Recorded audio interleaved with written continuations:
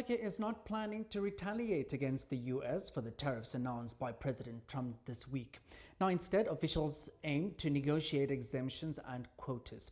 Moreover, Trump imposed a 31% tariff on South Africa's imports, adding to existing tariffs on vehicles and parts, which pose a risk to South Africa's $2 billion auto export market. Meanwhile, Trade Minister Park Stow emphasized the importance of understanding the rationale behind the US tariffs before considering any response. Let's hear more from Minister Tao on South Africa's strategy regarding the new US tariff policy.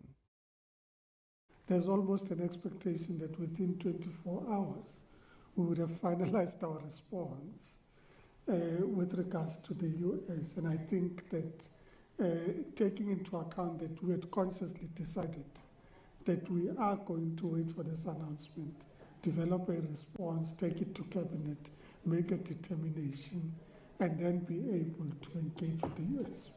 But there are a few things I can say. Notwithstanding the point that I made, which I thought was important to clarify.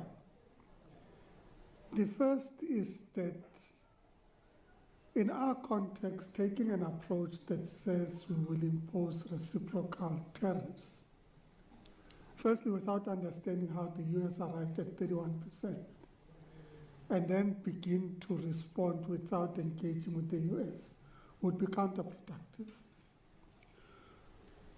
It also runs the risk of a race to the bottom, because everybody in the world is making different decisions.